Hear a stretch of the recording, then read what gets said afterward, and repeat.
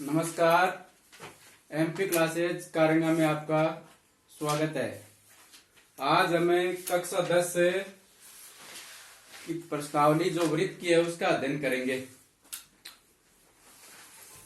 वृत्त के बारे में हम अध्ययन करेंगे। वृत्त से संबंधित उसमें प्रश्न आएंगे। वृत्त सबसे पहले तो हमें पता होना चाहिए वृत्त होता क्या है। इस प्रश्नावली में से एक प्रश्न वस्तुनिष्ठ प्रश्न भी कई बार आता है, तो उसका हमें मालूम होना चाहिए वृत्त होता क्या है। तो वृत्त एक ऐसे बिंदु का समुच्चय होता है जो एक बिंदु से नियत दूरी पर हो। जैसे एक बिंदु ले लिया आपने, ये इस बिंदु से अनंत बिंदु है ना, इनके चारों ओर यदि ये स्थित हो और इनको मिलाने से जो आकृति बनती है उससे वृत्त कहते हैं। तो कहने का मतलब वृत्त की परिधि पर ये आकृति ऐसे बनती है। वृत्त की आकृति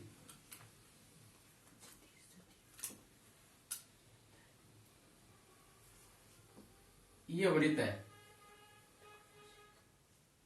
और एक ये बिंदु इनके अंदर, इस बिंदु से अनंत बिंदु नियत दूरी पर या समान दूरी पर हो। जैसे यहां पर एक बिंदु है, इनको ऐसे डॉट लाइन से हम समझ सकते हैं। ऐसे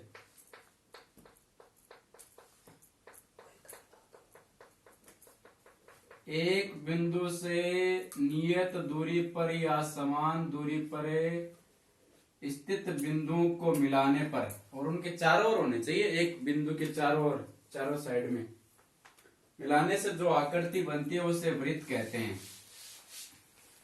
चलो, हमें पता होना चाहिए वृत्त की परिधि पर कितने बिंदु होते हैं। अनंत बिंदु होते हैं, अनंत, और इसकी कोई काउंटिंग नहीं होती है। अनंत अनंत बिंदु ये परिधि है, इसको परिधि कहते हैं, अनंत बिंदु। और इन सभी बिंदुओं से अभ्यंतर में, वृत्त के अभ्यंतर में, अभ्यंतर का मतलब अंदर, वृत्त के अंदर एक बिंदु होता है, वो सभी से बराबर दूरी पर होता है। वो सबसे, जैसे यहां पर एक बिंदु है ए मान लो, और ये है, इसका नाम ओ है। ओ ए मान लो 5 सेंटीमीटर है, सपोज करो।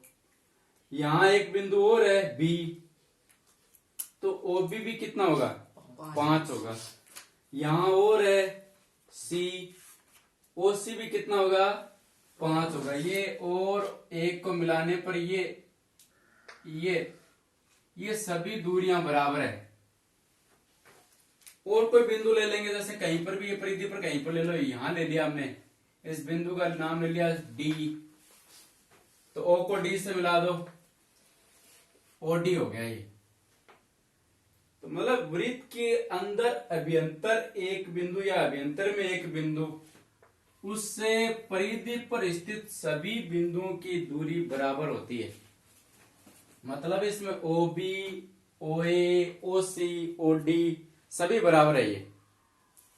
तो इनको क्या कहते हैं हम, त्रिज्या। त्रिज्या की परिभाषा पहले आ चुके कई कक्षा में, कि वृत्त का केंद्र और परिधि पर स्थित बिंदु को मिलाने वाली रेखाखंड को त्रिज्या कहते हैं। ओ ए, ओ बी, ओ सी, ओ डी ये सब त्रिज्या है। परिधि पर कितने बिंदु होते हैं, अनंत होते हैं।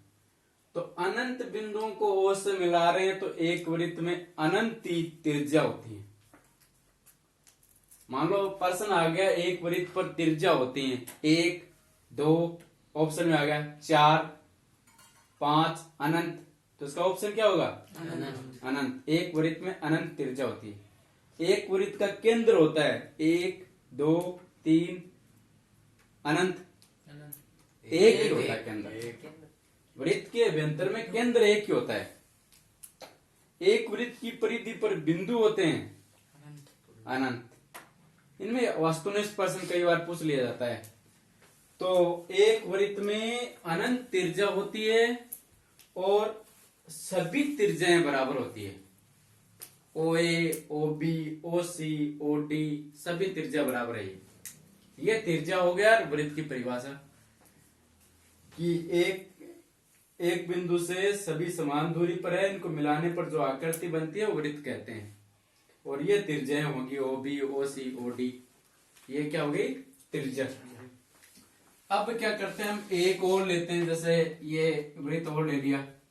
इनको पहले पूरी प्रश्नावली को हम समझेंगे, बाद में इनका उत्तर देंगे हम जो भी पूछ रहा है वो।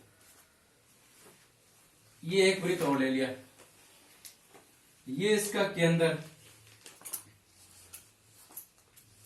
केंद्र से होकर एक रेखाखंड खींचा। ये देखो ये ए मान लो, ये बी मान लो, ये ओ मान लो। वृत्त की परिधि पर स्थित आमने सामने बिंदुओं को मिलाने वाला रेखाखंड व्यास कहलाता है। और वो व्यास कब कहलाता है? जब केंद्र से होकर गुजरे, नहीं तो वो क्या हो जाता है, जीवाई होता है। जैसे ये है, ये यहां मान लो पी क्यू मान लो, पी क्यू और ए बी में अंतर क्या है? ए बी तो व्यास है और पी क्यू है जीवा। अंतर क्या दोनों में? व्यास केंद्र से होकर जाता है। जीवा एक वृत्त को दो भागों में बांटता है, व्यास एक वृत्त को दो बराबर भागों में बांटता है। ये ए बी व्यास है, ये क्या करेगा, जैसे इसको वापस हम मिटाएंगे तो हम देखेंगे कि इधर वाला भाग और ऊपर वाला भाग ये दोनों बराबर है। तो ये भी अर्धवृत्त है, ये भी अर्धवृत्त। एक वृत्त को दो बराबर भागों में बांटता है व्यास। मतलब ऐसी जीवा जो वृत्त के केंद्र से होकर गुजरे व्यास कहलाती है। जीवा को व्यास कह सकते हैं कब? जब वो केंद्र से होकर गुजरे। लेकिन सभी व्यास है ना वो जीवा होती है। क्यों? जीवा की परिभाषा क्या है? एक दो भागों में बांटे, बराबर की कोई जरूरी नहीं है। वृत्त को दो भागों में बांटने वाली रेखाखंड को जीवा कहते हैं। मतलब आमने सामने के दो परिधि पर दो बिंदु है, उनको मिला दिया और वृत्त को दो भागों में बांट दिया, तो ये हो गया व्यास। और आगे हम पढ़ेंगे इनके जीवा के बारे में। जीवा और ये लो जीवा यहां के अंदर, और ये पी और क्यू, इनको ध्यान से पढ़ना। व्यास और जीवा को बहुत ही इंपॉर्टेंट चीज है ये। त्रिज्या, व्यास और ये जीवा, ये दोनों आपस में संबंध होते हैं, त्रिज्या और व्यास। त्रिज्या और व्यास में क्या रिलेशन होता है कि व्यास बराबर 2 गुना त्रिज्या होता है। व्यास त्रिज्या का दुगना होता है। व्यास बराबर 2 गुना त्रिज्या, तो व्यास त्रिज्या का दुगना होता है। ये आपस में रिलेशन होता है इनका। मतलब दुगना क्यों होता है? ये देखो यहां चित्र में देख लो, ये सी से ओ पर है, ओ से वापस है डी पर चले गए, हम दूसरी दिशा में चलेंगे। तो हमने अभी पढ़ा था ये ओ सी, ओ बी, ओ ए, ओ डी सब बराबर है। तो जितना ये उतना ये, तो ये सी डी है, दोनों के योग के बराबर है। मान लो ये 5 है, ये भी कितना है 5, तो सी डी कितना हो गया 10 हो गया। अब ये ओ सी त्रिज्या है, तो सी डी में और ओ सी में संबंध क्या हो गया? त्रिज्या व्यास की आधी हो गई। तो त्रिज्या व्यास की आधी है, या ऐसे बोल दो व्यास त्रिज्या का दुगना होता है। ठीक है, तो कितना हो गया? त्रिज्या हो गई, व्यास हो गया, ये जीवा। जीवा क्या करता है? एक वृत्त को केवल 2 भागों में बांटता है। 2 भाग, एक ऊपर वाला, एक नीचे वाला। अब देखो इनके 2 नाम है, इनके दोनों के नाम क्या थे? अर्धवृत्त, ये भी अर्धवृत्त। व्यास तो दो अर्धवृत्त बनाता है, अर्धवृत्त, ये भी अर्धवृत्त और ये भी अर्धवृत्त, आधा वृत्त, ये भी आधा वृत्त। ये और व्यास तो दो अर्धवृत्त बनाता है, लेकिन ये जीवा क्या करता है, ये दोनों अर्धवृत्त भी बना सकता है और ये एक दीर्घ वृत्तखंड हो गया। ये क्या हो गया, ये दीर्घ वृत्तखंड। हाँ, मतलब बड़ा टुकड़ा वृत्त का। और ये लघु वृत्तखंड, इनका हमें अगली कक्षा में, अगली प्रश्नावली में पढ़ेंगे हम, वृत्तों से संबंधित क्षेत्रफल में। इनमें लघु वृत्तखंड है, दीर्घ वृत्तखंड का क्षेत्रफल ऐसे। तो ये व्यास क्या करता है, दो अर्धवृत्त बनाता है और जीवा क्या करता है, एक लघु वृत्तखंड, एक दीर्घ वृत्तखंड। लेकिन ये ध्यान में रखना, ये इनको है ना, किसको, व्यास को जीवा भी कह सकते हैं। तो ये रट मत लेना ऐसा कि नहीं ये तो केवल अर्धवृत्त व्यास ही बनाता है, जीवा नहीं, जीवा भी अर्धवृत्त बनाता है। तो क्यों, व्यास जीवा होता है, व्यास को हम जीवा कह सकते हैं। क्यों, क्योंकि वो जीवा की परिभाषा पूरी कर रहा है कि जीवा एक वृत्त को दो भागों में बांटता है, लेकिन जीवा व्यास नहीं होता है। तो जीवा की परिभाषा में ये नहीं है कि वो दो बराबर भागों में बांटे। और व्यास की परिभाषा में है एक वृत्त को दो भागों में यदि बांट रहा है तो व्यास है, और बाहर नहीं जाना चाहिए। अगर बाहर गया तो ये ए और बी, अगर रेखा ऐसे चली गई, मान लो एक वृत्त और बनाते हैं हमें, ये वृत्त और बना लिए, एक वृत्त और बनाएंगे हमें,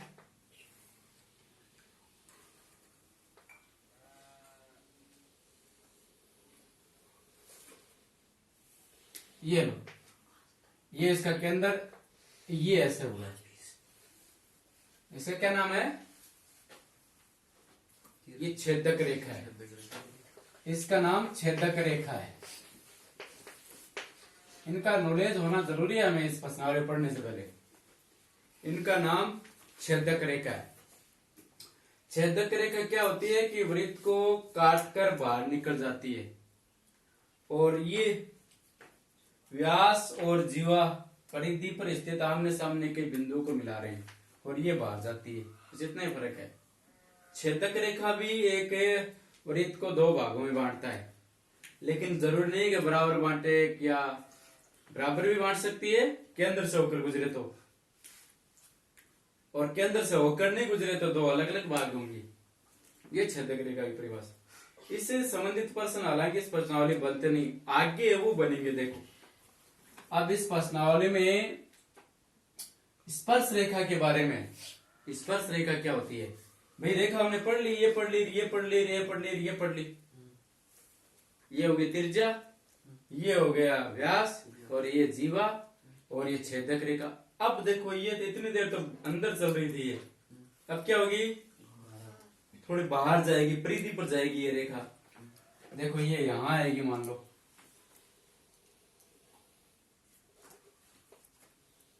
ये ओ केंद्र वाला एक वृत्त ले लिया हमने पुनः एक बार,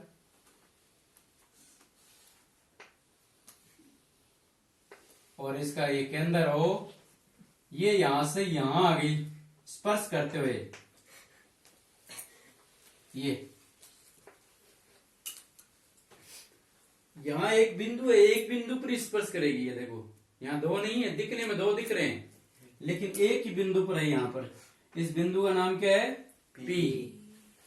इस रेखा का नाम है स्पर्श रेखा, इस रेखा का नाम है स्पर्श रेखा, स्पर्श रेखा। क्या परिभाषा है, ऐसी रेखा कोई बाहर बिंदु, जैसे मान लो कुछ भी, मान लो ए, मान लो ए से एक रेखा खींची और वृत्त को एक बिंदु पर स्पर्श करे बाहर से, तो स्पर्श रेखा है। और इस बिंदु P को क्या कहते हैं, स्पर्श बिंदु, स्पर्श बिंदु। अब मैं आपको एक प्रश्न पूछ लूं यहीं पर, वृत्त की एक स्पर्श रेखा वृत्त को कितने बिंदुओं पर स्पर्श करती है? एक पर। ये ध्यान रखना, यहाँ पर एक ही बिंदु है और उस बिंदु का नाम होता है स्पर्श बिंदु। ठीक है, ये स्पर्श रेखा है। अब इस एक बिंदु पर कितनी स्पर्श रेखा? एक बिंदु पर केवल एक ही स्पर्श रेखा खींची जाएगी। इधर से खींच दो, यहां से खींच दो, यहां से खींच दो, एक ही खींची जाएगी। लेकिन इस पर बिंदु कितने हैं? अनंत। तो प्रश्न पूछूं इसमें कि एक वृत्त पर कितनी स्पर्श रेखा खींची जाएगी? भाई एक पर कितनी? एक। तो अनंत बिंदुओं पर अनंत स्पर्श रेखा। फिर स्पर्श रेखा या स्पर्श बिंदु और केंद्र को मिलाने वाली रेखा की परिभाषा क्या होती है या क्या कहलाती है? ये त्रिज्या है। ये क्या है? त्रिज्या। ये स्पर्श बिंदु P, ये केंद्र O, इनको मिलाने वाली रेखा OP है, वो त्रिज्या है।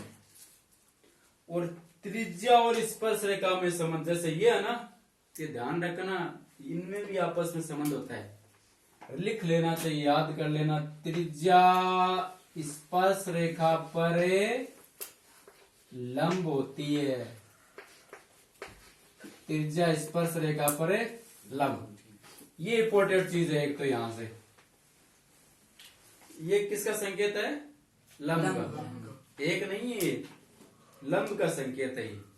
मतलब इनके ऐसी कहीं लिखी होती है ना किताब में, तो इसका मतलब लंब का संकेत है। इधर भी 90 डिग्री का, इधर भी 90 डिग्री का।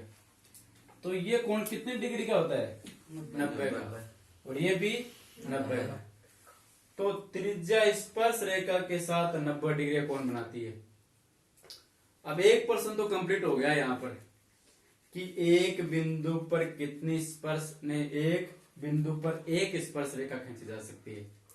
तो आपको एक प्रश्न पूछ लिया जाए, मैं लिखूं यहाँ पर, वृत्त पर कितनी स्पर्श रेखा खींची जा सकती है? कितनी स्पर्श रेखा खींची जा सकती है?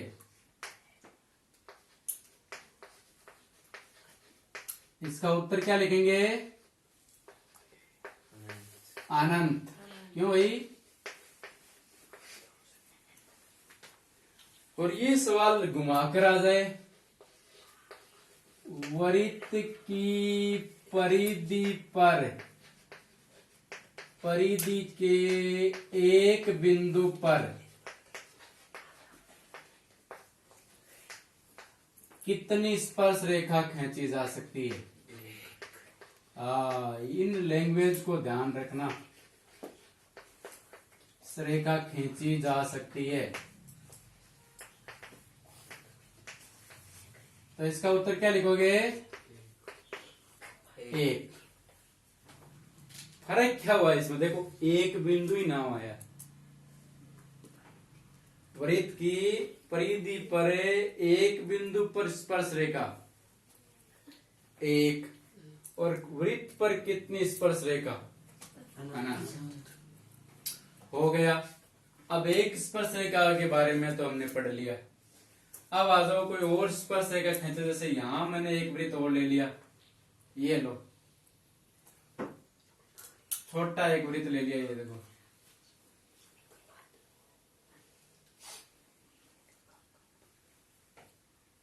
ठीक है, इसके एक बिंदु परिधि पर एक बिंदु ले लिया, यहां से ये स्पर्श रेखा खींचती और यहां से खींचती।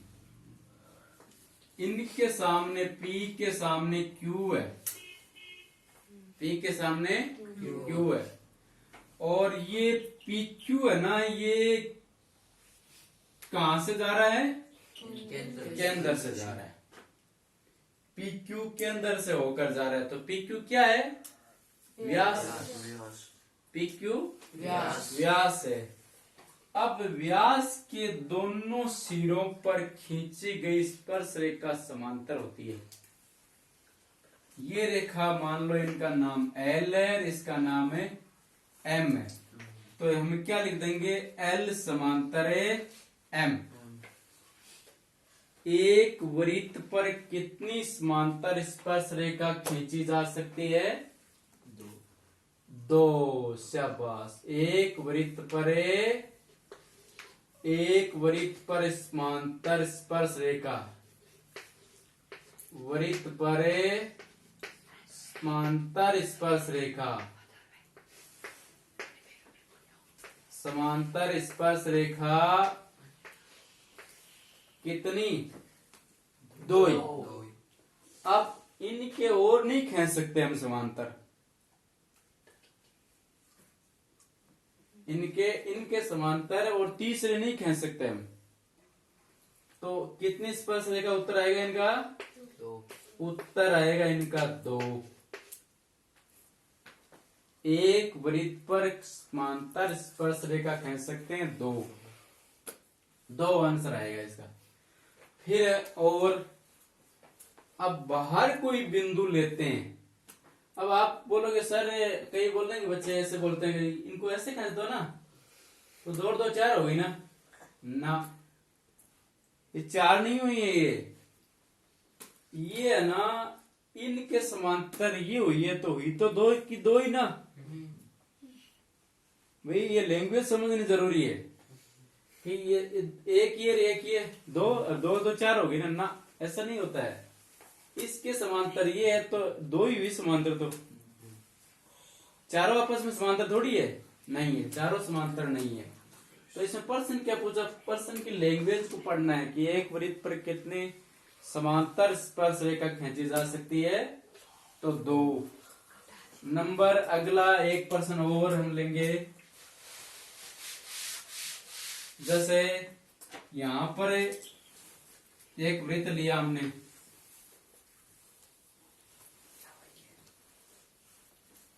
ये वृत्त लिया। अब देखो बिंदु को हमने लिया परिधि पर, ले लिया ना, और ऐसे देखो तो त्रिज्या और स्पर्श रेखा पर देख लिया, त्रिज्या स्पर्श रेखा पर देख लिया, आपस में दोनों क्या होती है, एक दूसरे पर लंब, पढ़ लिया हमने। फिर आगे पढ़ेंगे हम व्यास और स्पर्श रेखा भी, ये पढ़ लिया। देखो यहां पर व्यास के दोनों पर खींची, दोनों सिरों पर खींची गई स्पर्श रेखा है समांतर होती है, पढ़ लिया ना। यहाँ पर दो ही रेखा होती है समांतर। अब इस बिंदु को यहां से ले जाते हुए बाहर ले जाएंगे। कहा ले जाएंगे? परिधि से एक बाहर बिंदु ले लिया ये यहां पर, और इसका नाम क्या है, P ले लिया। इसका केंद्र क्या है, O। केंद्र क्या है, O केंद्र वाला एक वृत्त है, बाहर बिंदु क्या ले लिया, P से स्पर्श रेखा खींची, इस पर, किस पर है, वृत्त पर। बोलो कितनी खींची गई, दो। और भी खींच सकते हैं क्या, नहीं। अगर और खींचेंगे तो अंदर चली जाएगी या बाहर चली जाएगी।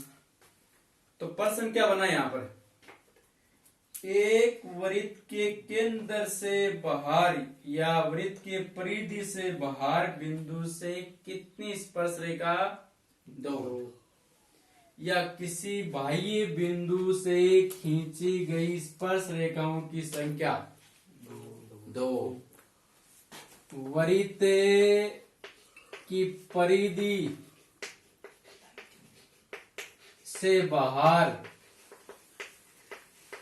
वृत्त पर कितनी स्पर्श रेखा खींच सकते हैं, इसका उत्तर क्या देंगे हमें, दो। इसमें देंगे हमें दो। ये प्रश्न आते हैं, खालिस्तान में आ जाता है। तो बाहर बिंदु से दो स्पर्श रेखा, परिधि पर कोई बिंदु है तो एक स्पर्श रेखा, और व्यास के सिरों पर 2, एक वृत्त पर समांतर स्पर्श रेखा कितनी? 2, एक वृत्त पर एक समांतर स्पर्श। अब चलो एक वृत्त को छोड़कर हम वृत्त लेते हैं 2, कितने लेते हैं? 2 वृत्त लेते हैं, एक को छोड़कर 2 वृत्त लेते हैं। जैसे एक वृत्त ले लिया हमने ये,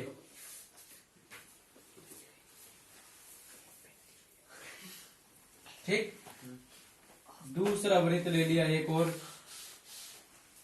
इसका नाम तो स्पर्श बिंदु यहां लिख देंगे। दूसरा ले लिया यहां पर,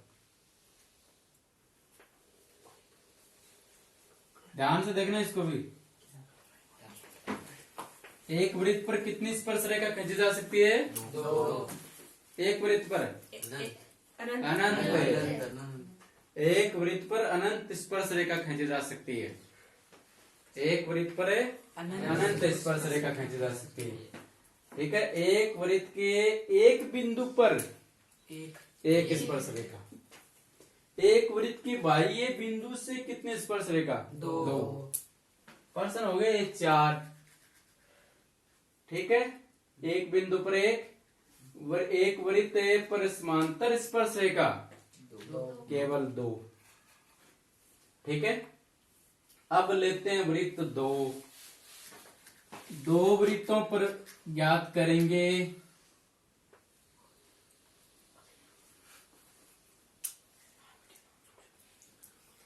बोलो कितनी स्पर्श रेखाएं दोनों पर? 2 दोनों आगे ना, स्पर्श रेखा पर भी है, पर भी है, एक उनमें, एक उनमें, और भी है कोई? 2 वृत्तों पर उभयनिष्ठ स्पर्श रेखाओं की संख्या 4। 2 तो ऐसे, 2 ऐसे, उभयनिष्ठ स्पर्श रेखा है ये। मतलब ये स्पर्श रेखा है ना, ये इनकी भी है और इनके भी है, इनके भी है, 4 स्पर्श रेखा है। अब हमें प्रश्नावली से रिलेटेड सवाल देखेंगे।